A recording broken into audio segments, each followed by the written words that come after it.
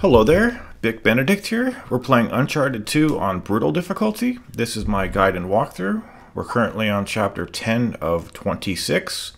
It is entitled Only One Way Out. So I hate to break it to you guys, but we only have the one way out. So what we're going to do before we get our, I believe it's the second checkpoint of the stage, we are going to take out 4 enemies using stealth tactics. Now, I'm not sure why I got the posture change with the pirate, but it wouldn't let me grab him. Sometimes there's small defects in games that you just have to tolerate, and I think that's one of them. Like, for instance, right there, why wasn't I able to do the SWAT turn? Well, when I look back at it, it's kind of obvious. The actual columns weren't perfectly parallel to one another. They're at a slant. So we've now taken out 2 of the enemies, and we're going to take out the remaining 2. The thing about the beginning of this is that you are going to have your cover blown through no fault of your own. Now, one of these guys, I think it's this guy here that has the FAL, and if he doesn't have it, I have a suspicion that he's got the AK-47. Now he's got a fall, so I'm gonna do all my weapon switching, editing all of that out so that you don't have to watch that and have your time wasted. But the reason I say your cover is gonna get blown is that once you go up the stairs, you can already see Nathan's posture. He's no longer crouching. He's just walking normally. And for some reason, when you go up the stairs, they just automatically see you. Sort of the way, if you remember in chapter 6, I told you guys that enemy had just seen me for no reason through the wall. Well, for some reason, this guy just sees you as you go up the stairs. Your cover is just going to get blown, and just remember that it's not your fault. You didn't do anything to trigger their awareness or anything like that. It's just how the game works. So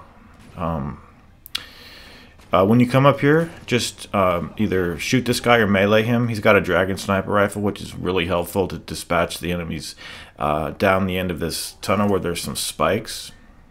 So there's 2 of them, and you want to use the top of the stairs for cover because they can easily shoot you and instantly kill you. However, if they kill you, you get a checkpoint right over here. So the next thing you want to do is stay on the right side so that you can take down this guy with an instant kill right over there. If you just run up to him and start punching him, he'll give you a struggle. You probably aren't going to die or anything like that, but who wants a struggle when you can avoid one? Am I right? But now what's going to happen is we're going to do section by section fights, and they give you a checkpoint pretty much like every twist and turn. They give you a checkpoint, so the challenge level of this is quite low. Just quite low. And if I can say one thing about this part is that at the end of the chapter, make sure that you keep the FAL. I would keep it throughout all of these fights because it's just that good for zooming in. Anytime I'm using the micro here, just realize that I'm using it for expendable rounds. And anytime you see sharp edits, like right over, you're gonna see something right there, crossfade. All I'm doing during those crossfades, I'm not concealing anything. I'm just saving time. And what I'm doing is I'm going around and swapping out my weapons. So, so basically what that means is I have one weapon that I'm using. Somebody else is dropping something that I can switch to, and then if I can find another one of the weapons that I prefer, say for instance the weapon I prefer is the M4. Well, I'm gonna go around look for M4 rounds, but in the meantime switch to something that I could swap out with that's expendable, as it were. So usually the weapon over here that's expendable is the AK-47. So now I'm just going to be doing my little shuffle around here and pick up all of the FAL rounds that I possibly can. Now dropping down here, you get another checkpoint. Enemies will come to the left or to the right, depending on the game's just the game's own decision-making process. This grenade was a dud. So the shield guys can be meleeed from behind, so that's what I'm gonna try to do over here. There's gonna be one guy in my way over here to the right, and I'm just gonna demonstrate that if you get up behind these guys, you can instantly take them down. The riot shield is not something I will ever use in this game. Basically, it gives you it gives you some temporary protection so that you don't have to be in cover, but it gets destroyed quite easily. And it's you know, when you use it, you can't use any sort of a third-person cover trick like this. And I find no function for it. I find its utility potential to be really low. So as with this gun, it's difficult to use this gun. The gun reticle is rather wide. You can't zoom in very well. And with this gun, it's just it's a thing of beauty, absolute thing of beauty. So when you're doing these sections, try not to glue yourself up to cover. Try to just use the third-person cover trick. So now I need to do the smart thing over here and go over to this side to take out the guy to the right.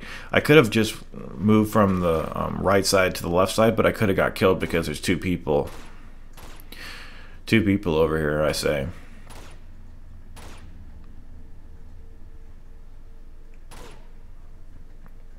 And then once we get this final guy dead over here, we're gonna move on up. God, this gun is just so incredibly helpful.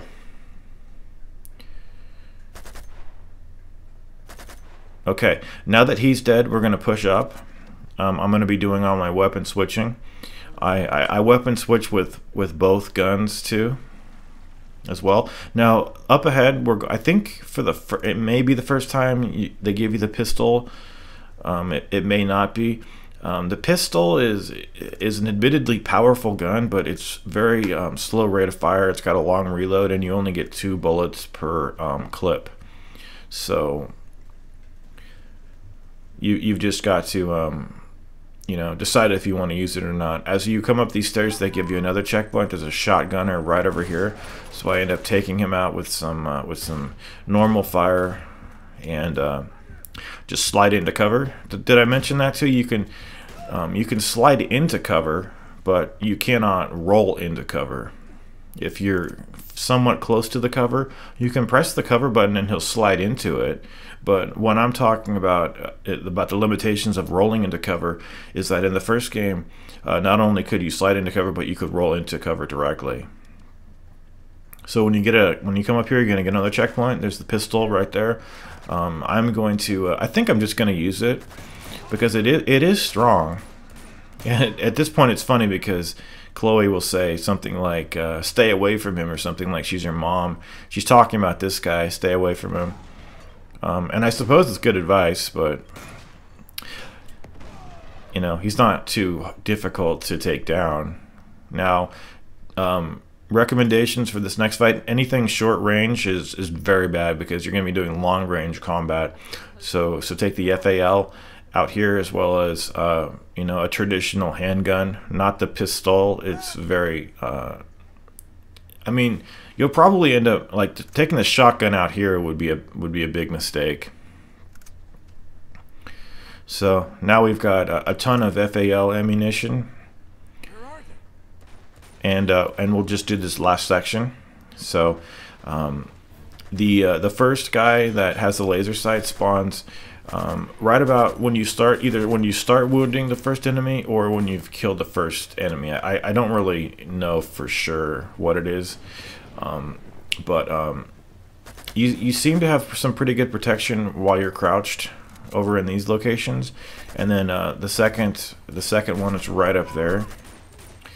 And then at this point, you just want to be carefully inching around cover, because these guys Definitely take advantage of the fact that you do not have too much cover over here. I thought this was quite a hard fight when I first did this game, and I did die about, at least 10 times over here. But you just have to realize, you know, where you're located at all times and how much vulnerability you have at any given moment, and you know, I know saying be careful is somewhat pointless advice, because you can only be so careful in a game that kills you just so fast. It's amazing, but still, you can exercise prudence, I think. This was about the end of the fight over here. I have a bit of fortune befalling me over here, because normally something like this would kill you. A direct hit close like that would normally kill you. I'm not sure what the reward unlocked there was. I believe it was the number of FAL kills that I had achieved.